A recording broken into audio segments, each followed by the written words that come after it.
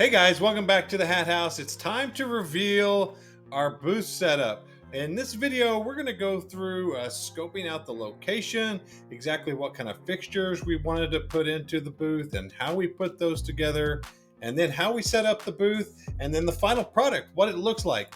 Make sure you guys let me know what you think about it as we go through this video.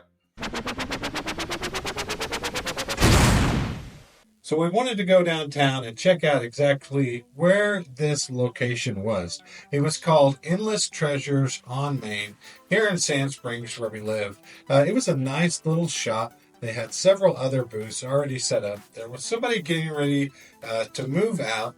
I wanted to come down and look at our exact space so I could see kind of what the dimensions to the fixtures that I was going to need, so I could take some measurements and see exactly what I wanted to do with this space.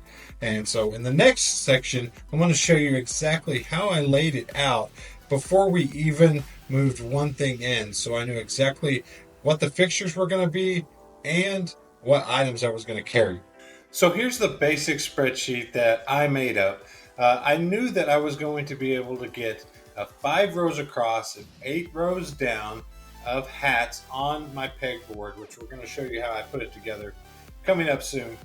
So I knew I was going to have that much space, and I knew I was going to have a shelf in the middle, and everything didn't turn out exactly the way that I drew it up to begin with, but it was a good starting point. I knew that I wanted some vintage truckers, some Sooners, some Cowboys, some other sports, and I wanted some golf in there. And I knew I could come up with enough Carhartt, Patagonia, Adidas, Nike, and women's hats to fill out the other side. So that was easy to kind of get everything together once we had the fixtures built and I knew exactly where I wanted to go.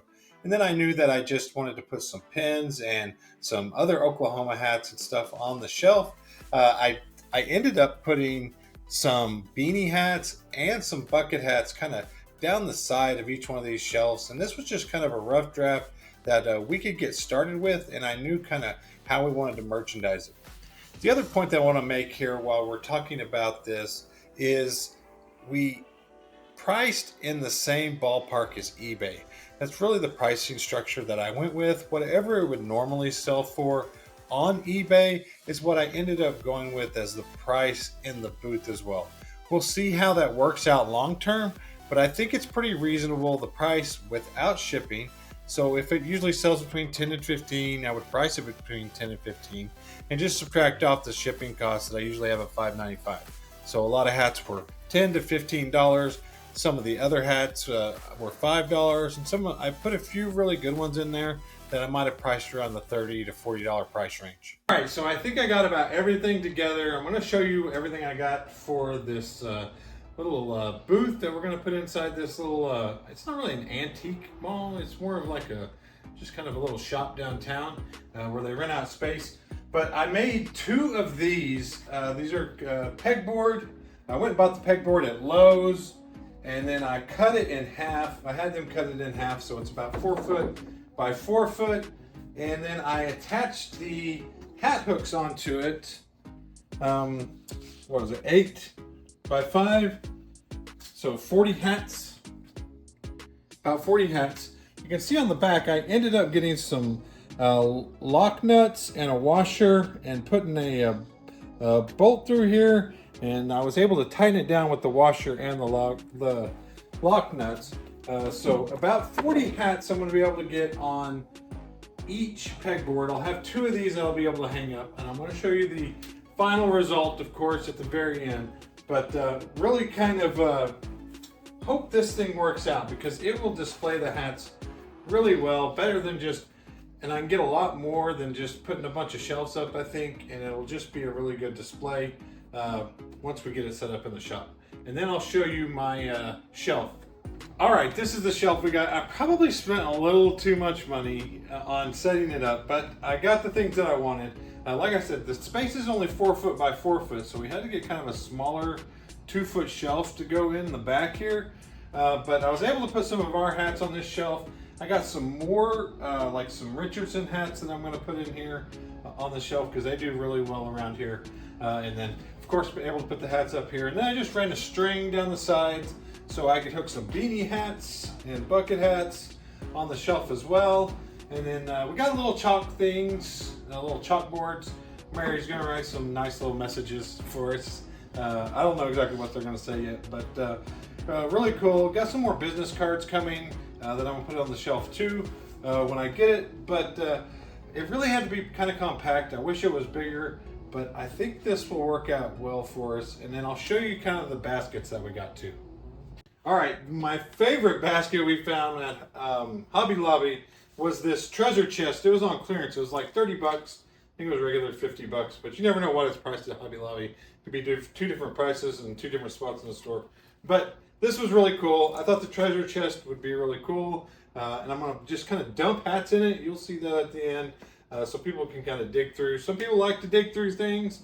Some people don't like digging through things. That's why I'm going to hang some up, and then I'm going to have some that people can dig through and look through. I think I'm going to put like the old trucker hats in here, older trucker hats in the treasure chest. And then we just bought some of these baskets like this.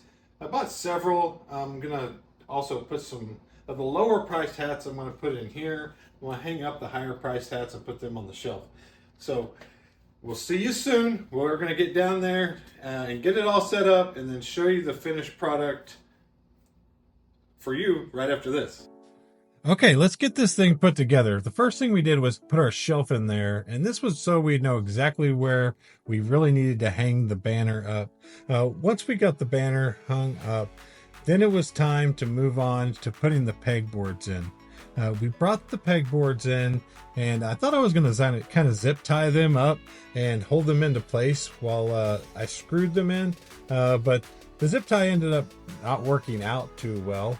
So luckily I had Mary there. She was ready to help. She got the pegboard held into place while I screwed in 3 screws into the 2x4 in the side and was able to get it pretty secure to the sides. So all of our fixtures were up. It was time to do the stocking. Now I helped Mary a little bit during the stocking process until we figured out we left some hats at home. And so I had to turn around and go back to the house and get the hats. And while I was gone, Mary finished putting everything up and pricing it. And then I returned with the other hats. We were ready to finish stocking it.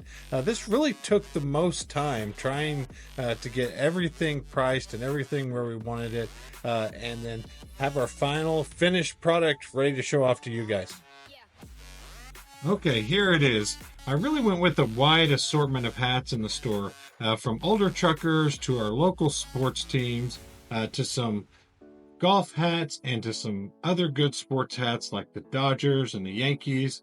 And I was also able to put together some Carhartt, Patagonia, Nike, Adidas, and some good women's hats in the store as well.